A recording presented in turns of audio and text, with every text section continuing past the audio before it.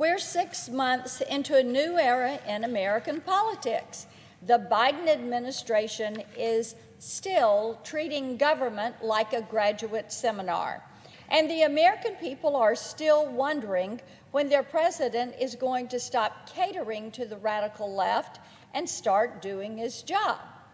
As I was back home in Tennessee, I found out many Tennesseans are absolutely disgusted. They've decided that our Democratic colleagues are not serious about doing serious work. Their priorities and the president's priorities have never been further apart. They're looking at those line items the administration is checking off, and all they can see is what the administration refuses to acknowledge, that there are very real consequences to this out-of-control agenda.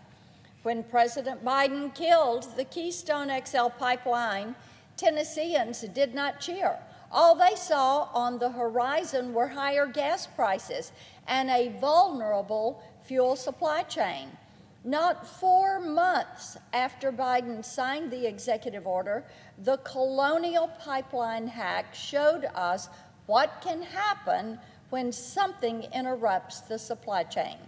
When President Biden opened the border, they knew better than to believe all the hype about this so-called solution to our immigration crisis.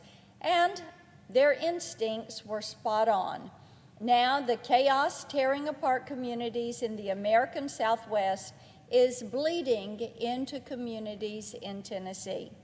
For Democrats here in D.C., all of those line items came with zero consequences. Instead of focusing on reality, they're making policy based on a perfect world scenario where consequences are simply collateral damage. Of course, here in the real world, when you talk about collateral damage, you're really referring to the people who pay the price for all of these absurd policies.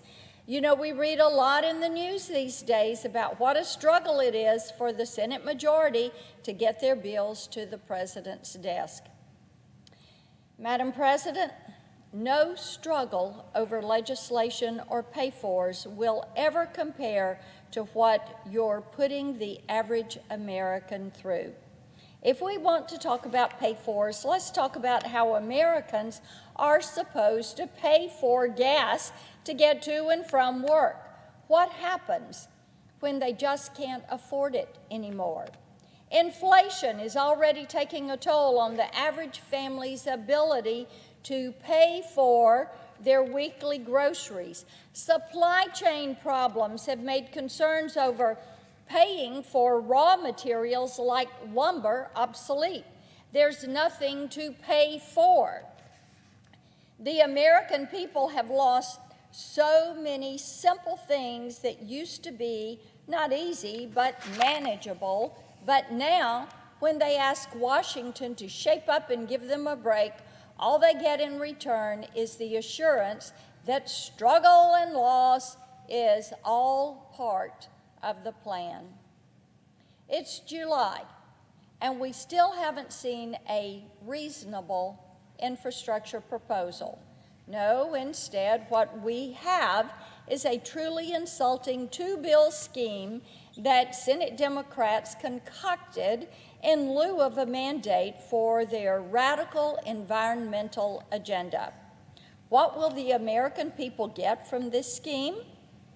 Well, just a fraction of what could be the largest spending initiative in history will go toward the roads, bridges, and broadband connections that people actually need and are willing to pay for.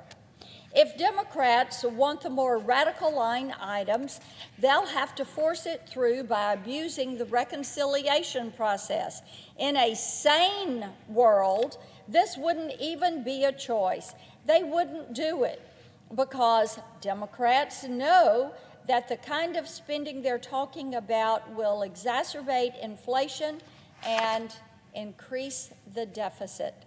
Meanwhile, Senate Democrats have all but ignored their duty to keep the country secure. In May, Customs and Border Protection caught more than 180,000 people trying to cross our southern border. Drug seizures were up 18% across the nation. As of the end of June this year, CBP has arrested more than 1 million migrants trying to come into this country. That is right. By the end of June, CBP has arrested more than 1 million migrants trying to come into the country. This is a vulnerability, and I would ask my Democratic colleagues and President Biden why they're not more concerned about it. I would also ask why they're not more concerned about the impending collapse in Afghanistan. The dominoes are falling. Iran wasted no time stepping in to negotiate a deal between the Afghan government and the Taliban. Let's be clear what the Biden administration has done here. By turning their backs on 20 years of hard work and sacrifice in Afghanistan, they created a power vacuum in a strategically important region, knowing that the world's most belligerent state sponsor of terror was waiting to fill the gap. It's time for President Biden to start listening to the people paying the price for his radical agenda. They feel like they're losing their country. They are talking to us about their fear of losing their country and their freedom.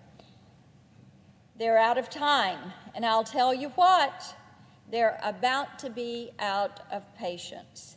If you bothered to ask them what they want, they'd tell you, get this spending under control, keep this country and our allies safe, and stop distracting yourselves with wish list projects that serve no one but the most radical elements of the Democratic Party.